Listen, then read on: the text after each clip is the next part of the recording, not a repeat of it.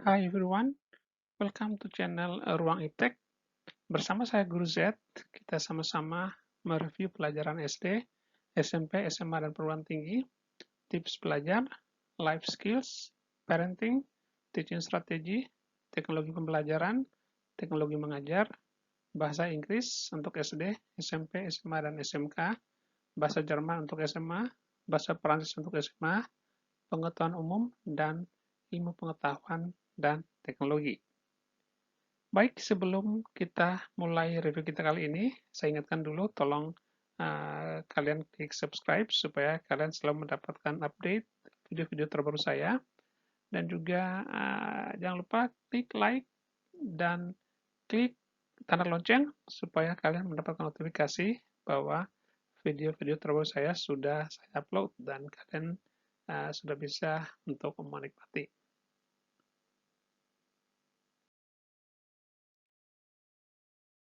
Baik, kali ini kita masih mereview materi kelas 7 SMP di bab 3, yaitu aktivitas manusia dalam memenuhi kebutuhan.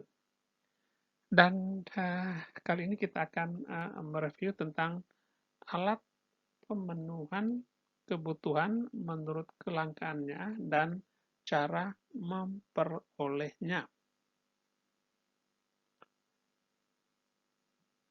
Ada dua cara untuk memperoleh alat pemenuhan kebutuhan menurut kelangkaannya, yaitu yang pertama adalah barang ekonomis dan yang kedua adalah barang bebas. Apa itu barang ekonomis? Barang ekonomis adalah di mana barang yang ada uh, cukup terbatas dan uh, ketika kita ingin memperolehnya, maka kita butuh pengorbanan. Pengorbanan itu baik secara material maupun fisik. Ya, material yaitu kita harus bekerja, kemudian kita mendapatkan uang. Sedangkan fisik yaitu kita harus pergi ke tempat tersebut untuk membeli ataupun mengambilnya. Baik, contoh daripada barang ekonomis diantaranya adalah pakaian, ya. Nah, kita bahwa pakaian itu bisa dijual di toko-toko atau di mall ataupun di pasar-pasar. Maka untuk itu kalau kita mau mendapatkan pakaian, maka kita harus membawa uang, kita harus berjalan kaki atau naik angkot atau naik mobil atau kendaraan apapun. Nah, kita ke pasar atau ke toko untuk membeli pakaian dan kita bisa bawa pulang. Tentunya karena dia barang ekonomis, maka barang tersebut, pakaian itu diproduksi mungkin di garment atau mungkin di pabrik, kemudian mereka langsung distribusikan ke penjual di mal-mal ataupun di pasar-pasar atau di retail-retail. Nah, kemudian mereka menjualnya pada konsumen. Nah, dengan harga-harga tertentu. Kemudian yang berikut perhiasan juga sama. Nah, perhiasan biasanya itu diproduksi ya, diproduksi ya, orang-orang yang punya alat tertentu yang produksi perhiasan seperti emas, perak atau perhiasan dari perunggu ataupun juga dari misalnya ukuran-ukuran dari kayu ataupun juga dari gading ya untuk membentuk perhiasan. Nah, ini juga sama, bisa mereka jual di toko-toko perhiasan atau di mall. Nah, untuk itu mereka menjualkan dengan harga-harga tertentu. Maka untuk kita memperolehnya kita harus butuh pengorbanan, yaitu kita harus berjalan kaki, menyimpan uang, dan juga barang-barang tersebut juga sangat terbatas. Yang berikut gadget. Gadget itu adalah apalagi sekarang era teknologi, era digital, gadget itu sangat penting untuk kebutuhan kita. Maka semakin ke sini teknologi semakin baru, inovasi terus-menerus, produk-produk terbaru, maka harga pun juga uh, terbaru sesuai dengan merek ataupun juga kualitas daripada barang tersebut. Yang berikut adalah elektronik. Ya. Elektronik seperti uh, decoder ataupun juga misalnya TV ataupun juga radio juga sama.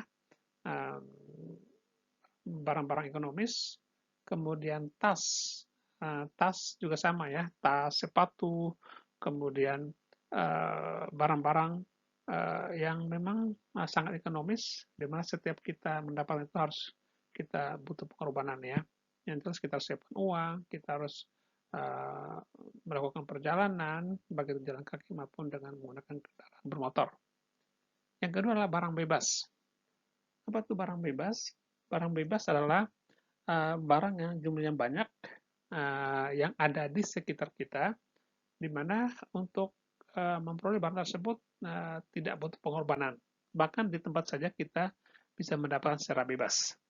Contoh barang bebas adalah oksigen atau udara ya. Ya, oksigen merupakan udara itu adalah sudah diciptakan oleh Tuhan atau Maha Pencipta. Sehingga sampai sekarang ini selama bumi masih ada, maka kita akan menghirup oksigen atau udara secara bebas tanpa perlu bayar apapun.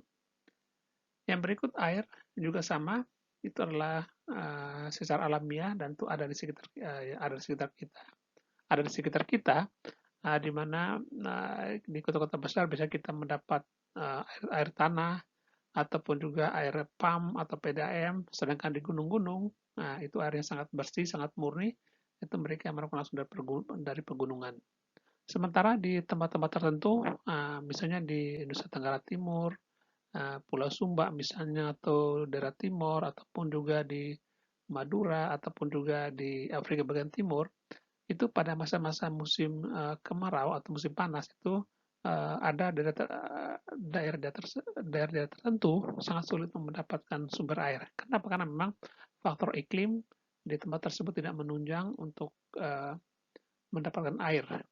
Sehingga kalau pada musim hujan itu mereka tidak kurang air, tapi kalau masuk pada musim panas agak sulit buat mereka untuk mendapatkan air bersih. Kemudian sinar matahari juga sama, itu adalah bebas kita mendapatkan sinar matahari, jadi mulai pagi sampai menjelang maghrib atau petang, kita bebas mendapatkan sinar matahari.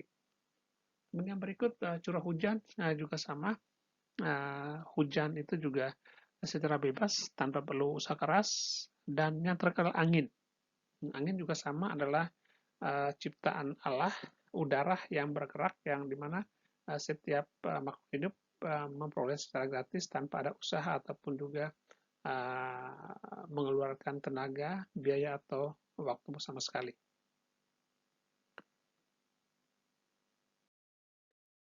Baik, adik-adik, demikianlah review kita kali ini. Semoga video kali ini bermanfaat untuk kalian.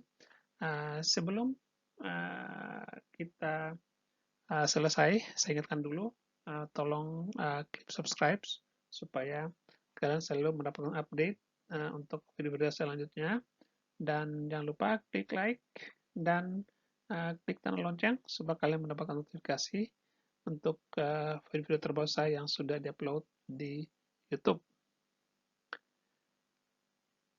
Terima kasih everyone. See you in my next video. Bye bye.